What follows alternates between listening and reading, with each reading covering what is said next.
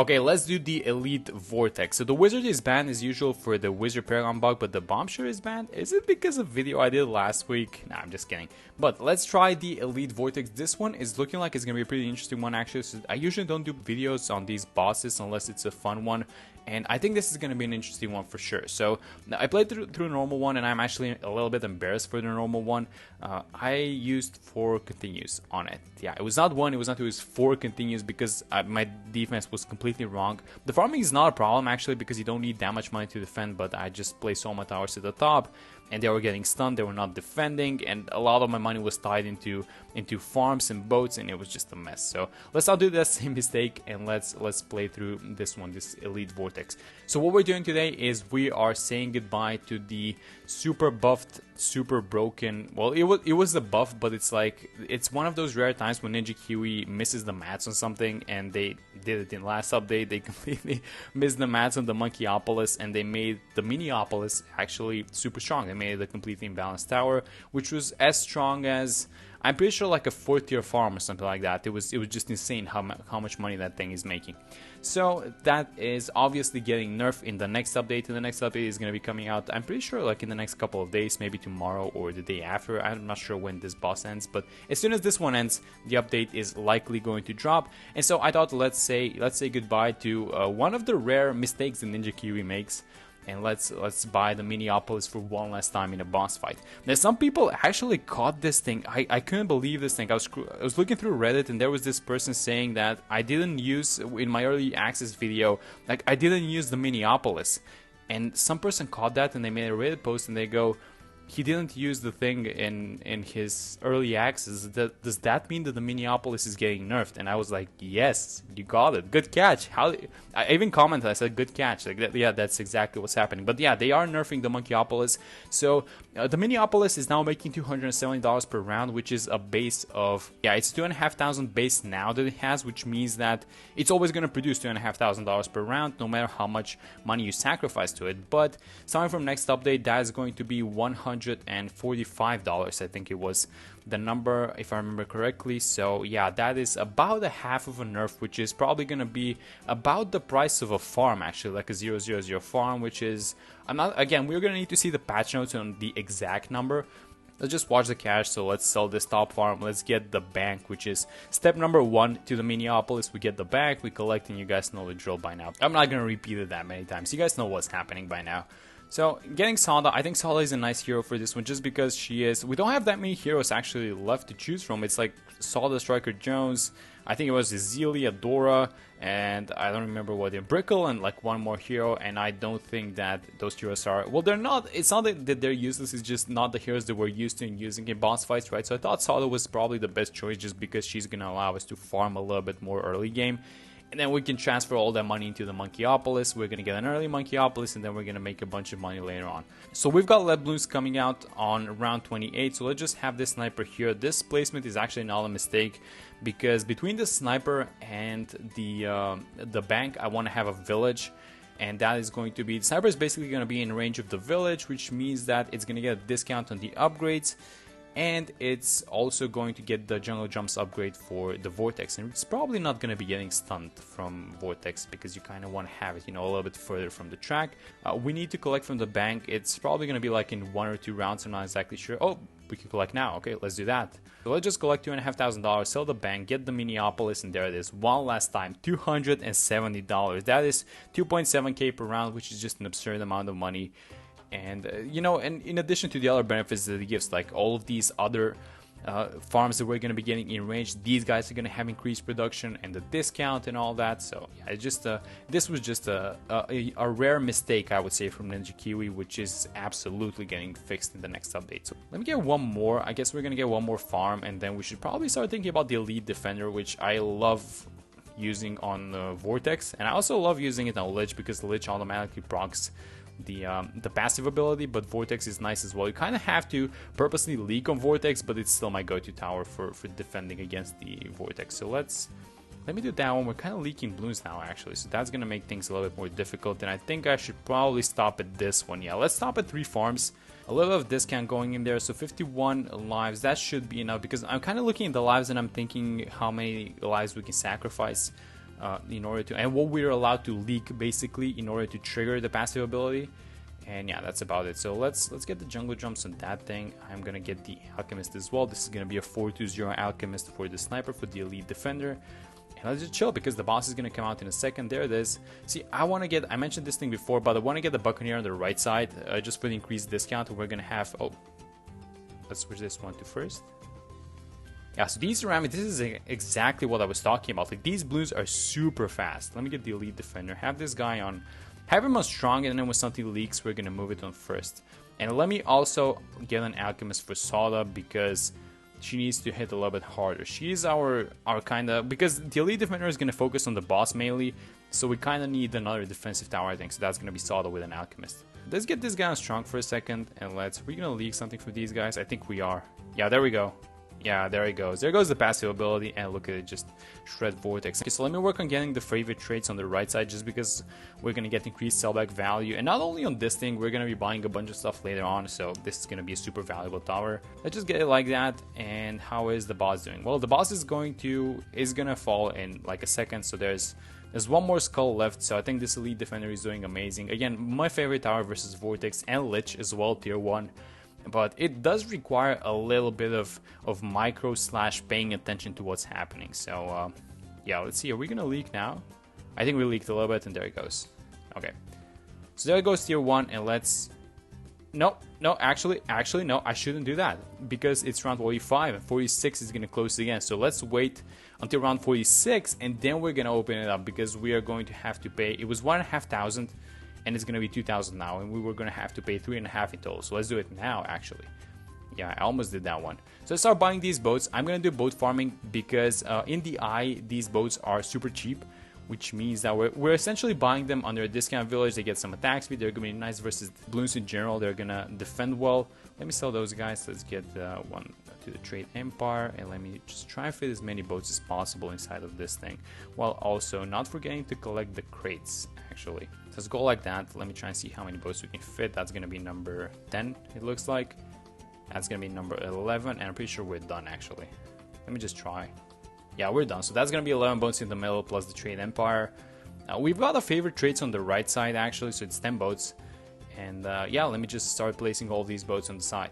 Alright, so let me try to find a spot for the NG. Do we care if it's under a discount village? I don't think we do, so let's just have it like here on the side. I want to get an overclock for the MAD. The MAD is going to be our tier 2 defense, and I'm kind of doing something. So I bought 420 farms, but I also upgraded this thing to a central market.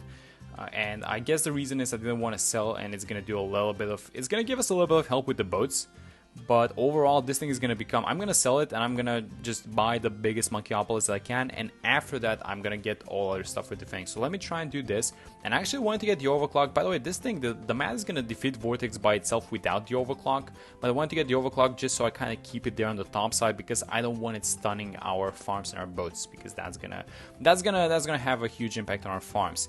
Now, something that I noticed on the normal run was round 63, which was an issue. So let me remove that one, and I think I want to have it here on the top side actually because there's more visibility. I want to get an ice tower because round 63, these balloons, so I think I mentioned, but the balloons are coming off from the top are not an issue, but the balloons coming off from the bottom, as you guys can see, they're sped up. And so because round 63 is going to be divided into two parts, the ceramic wave that is going to be coming off from the bottom is going to be super fast, they're super strong, and we cannot exactly deal with them. So there are 3 ceramic waves, and the way that I'm thinking about dealing with them is the first wave is going to be the solid level 10 ability, the next one is going to be the mad, and I also want to use the snowstorm ability to freeze some of them. So that's why I'm getting this thing, and also the aura is going to help a little bit just to kind of set up the balloons for our boats, I guess, and maybe a solid ability. So okay, here it comes. Let's see what we're going to do.